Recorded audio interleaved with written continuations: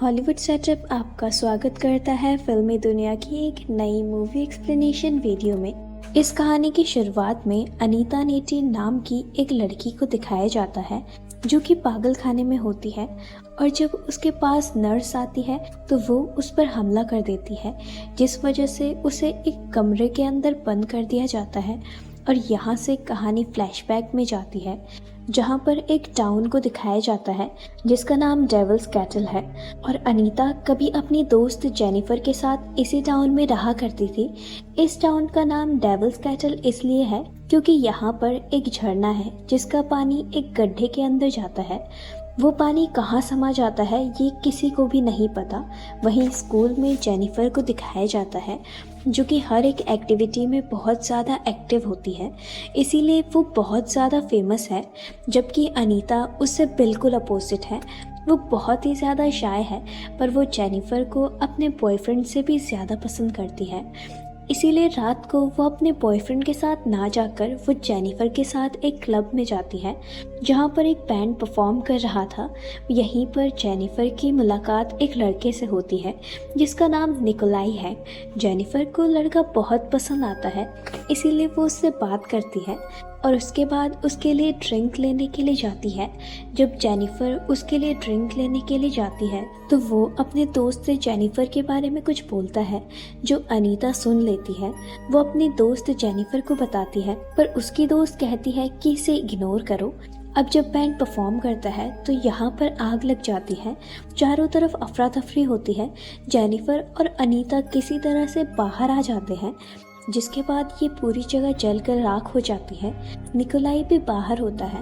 वो जेनिफर से पूछता है कि क्या तुम हमारे साथ चलना चाहोगी। जेनिफर कहती है कि हाँ, मैं चलने के लिए तैयार हूँ। हालांकि अनीता उसे जाने के लिए मना करती है, लेकिन वो उसकी बात नहीं सुनती और वो निकोलाई और उसके दोस्तों के साथ यहाँ से निकल जाती है। अनीता उसके लिए बहुत चिंतित होती है, इसीलिए घर आकर वो अपने बॉयफ्रेंड को कहती है कि हमें उसकी मदद करनी चाहिए।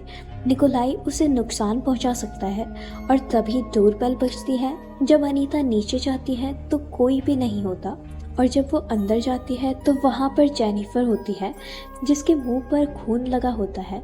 वो अजीब तरीके से अनीता को देख रही होती है। इसके बाद वो फ्रिज से बहुत सारा खाना भी खाती है, यहाँ से निकल जाती है। उसे कुछ भी समझ नहीं आता कि ये सब क्या हुआ।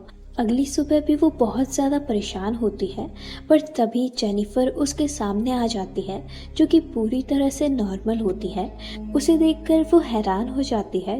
जेनिफर रात के बारे में कुछ भी बात नहीं करती और अब वो पहले से भी ज़्यादा एनर्जेटिक है कि दोनों के दोनों क्लास में जाते हैं जहाँ पर टीचर रात को बार में मरने वालों के लिए अफसोस जता रहे होते हैं।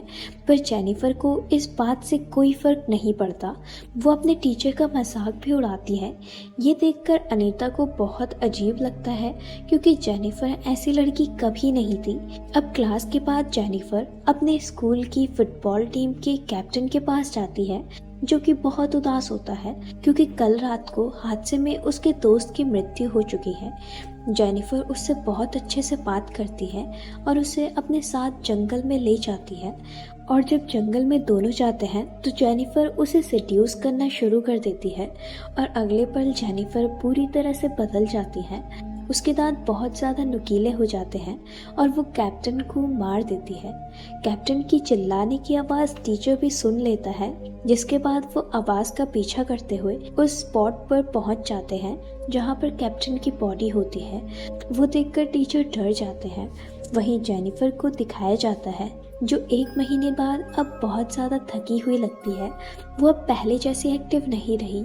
अब क्लास के बाद जेनिफर के पास एक लड़का आता है और कहता है कि क्यों ना आज हम मूवी देखने के लिए चले। जेनिफर कहती है इससे अच्छा हम कहीं मिल सकते हैं, और जेनिफर उसे एक ऐसे घर में आने के लिए कहती है जो कि अंडर कंस्ट्रक्शन होता है। रात को ये दोनों के दोनों उस घर में पहुंच जाते हैं। जेनिफर उसे देख रही होती है और तभी उसकी आंखों का रंग बदल जाता है, जिसके बाद जेनिफर उस लड़के को भी मार देती है। वहीं जेनिफर की दोस्त अनीता को दिखाया जाता है जो जेनिफर के लिए बहुत परेशान होती है उसे लगता है कि उसे किसी तरह की मदद की ज़रूरत है। उसके साथ कुछ ना कुछ गलत हो रहा है। वो अपने बॉयफ्रेंड के घर से बाहर जाती है और जब वो गाड़ी से अपने घर की तरफ जा रही होती है तो उसके सामने जेनिफर होती है, जिसके चेहरे पर खून लगा हुआ होता है। वो उसकी गाड़ी के ऊपर जंप करती है। अनीता पूरी तरह से डर जाती है और किसी तरह से भागकर वो वापस अपने घर आ जाती है। और जब वो अपने बेड पर बैठती है तभी वो देखती है कि जेनिफर पहले से वहाँ पर मौजूद है और अब वो पूरी तरह से ठीक है। अनीता को कुछ भी समझ नहीं आता कि उसके साथ ये क्या हो रहा है।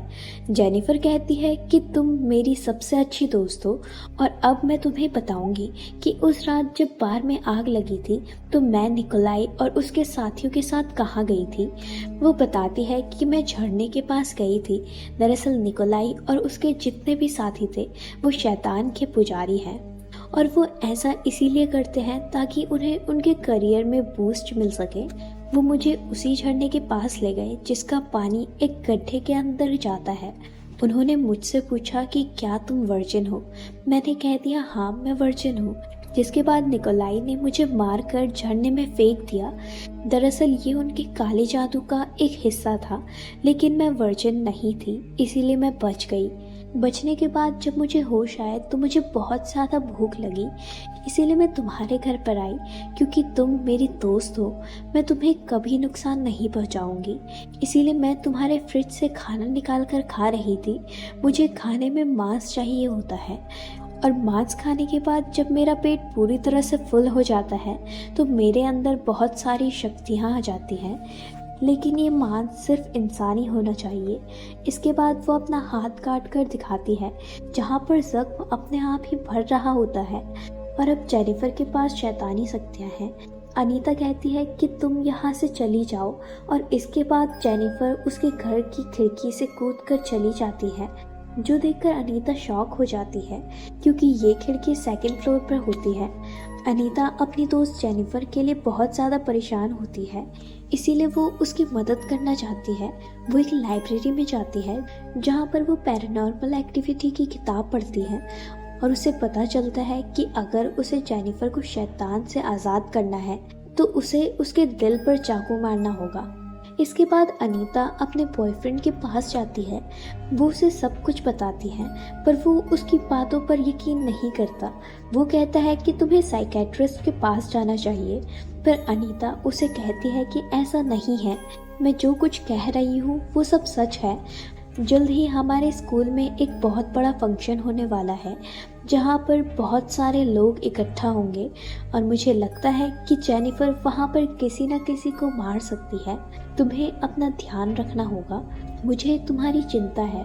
वो जानती है कि जेनिफर अगर मांस नहीं खाएगी तो उसकी शक्तियाँ खत्म हो जाएगी, वो जल्दी बूढ़ी हो जाएगी। अनीता का बॉयफ्रेंड कहता है कि तुम्हें इस बारे में चिंता करने की कोई ज़रूरत नहीं है, मैं अपना ध्यान रख सकता हूँ। और अब फंक्शन का दिन आता है जहाँ पर सभी स्टूडेंट गैदर होते हैं, लेकिन ना तो यहाँ पर अनीता का बॉयफ्रेंड होता है और ना ही जेनिफर। ये देखकर अनीता बहुत डर जाती है।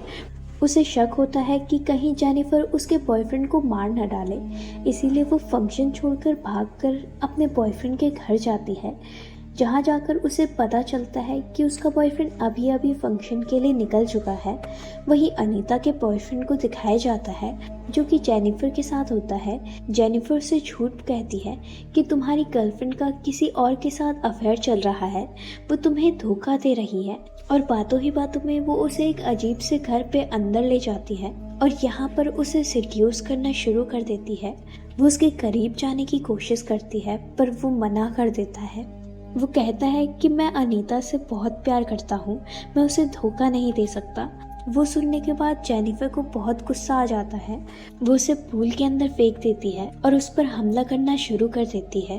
पर अब यहाँ पर अनीता भी पहुँच जाती है और वो देखती है कि जेनिफर उसके बॉयफ्रेंड को मार रही है, इसीलिए वो अपने बॉयफ्रेंड को बचाने के लिए जेनिफर का सामना करती है। वो उसकी आंखों में स्प्रे कर देती है जिससे जेनिफर को गुस्सा आ जाता है और अब वो अपनी दोस्त अनीता से कहती है कि मैं सिर्फ लड़कों का शिकार नहीं करती बल्कि मैं लड़कियों को भी मार सकती हूँ, और अपनी शक्ति से वो हवा में उड़ जाती है और अब वो अनीता को मारने के लिए आगे बढ़ती है। लेकिन तभी अनीता का बॉयफ्रेंड एक रॉड उसके शरीर के आर पार कर देता है, जिससे जेनिफर बहुत बुरी तरह से जख्मी हो जाती है। वो कमज़ोर हो चुकी है, इसीलिए वो वहाँ से चली जाती है और अनीता का बॉयफ्रेंड, जो कि बहुत ज़्यादा जख्मी है, उसकी मृत्यु हो जाती है। अनीता को इससे बहुत गुस्सा आता है और अब वो जेनिफर से किसी भी कीमत पर बदला लेना चाहती है, इसीलिए वो सीधा जेनिफर के घर जाती है, जहाँ पर एक बार फिर से जेनिफर और अनीता के बीच हाथापाई होना शुरू हो जाती है। जेनिफर अनीता की गर्दन पर काट लेती है और तभी अनीता जेनिफर के दिल पर हमला कर देती है, जिससे उसका बहुत खून बहता है। अनीता को पता है अगर उसे जेनिफर को और शैतान को खत्म करना है तो उसके दिल पर वार करना होगा। अब वो जेनिफर के दिल पर वार कर चुकी है, जिससे जेनिफर और शैतान दोनों ही खत्म हो जाते हैं। पर तभी वहाँ पर जेनिफर की मॉम आ जाती है। वो देखती है कि अनीता ने जेनिफर को मार डाला है। उसे अपनी बेटी की सच्चाई के बारे में पता नहीं होता। अब कहानी आती है प्रेजेंट में, जहाँ पर अनीता अब एक पागल खाने में है और इसकी वजह यही होती है कि उसने अपनी दोस्त को मारा था। पर अनीता पहले जैसी अनीता नहीं रही, वो बहुत ज़्यादा अग्रेसिव हो चुकी है। वो लोगों के ऊपर हमला करती है और हम उसे यहाँ पर हवा में उड़ते हुए भी देखते हैं, जिसका मतलब ये है कि शैतानी ताकत उसके अंदर भी है, क्योंकि जेनिफर ने मरने से पहले उसे काटा था। वो खिड़की को तोड़कर इस पागलखाने से निकल जाती है और उस झरने के पास जाती है जिसका पानी एक गड्ढे के अंदर जाता है। वहाँ पर उसे वो चाकू मिलता है जिससे निकोलाई ने जेनिफर को मारा था। वो उसे उठा लेती है। वहीं दूसरी तरफ निकोलाई और उसके साथियों को दिखाया जाता है, जिसका बैंड बहुत ज़्यादा फेमस हो चुका है। वो सब के सब अपने कमरे में होते हैं और अगले पल हमें दिखाया जाता है कि इन सब को किसी ने मार दिया है।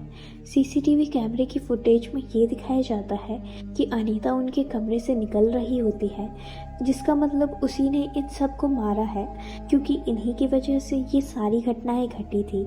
इसी के साथ ये मूवी यहीं पर ख़त्म होती है। उम्मीद करते हैं कि आपको हमारी एक्सप्लेनेशन पसंद आई होगी। Thanks for watching.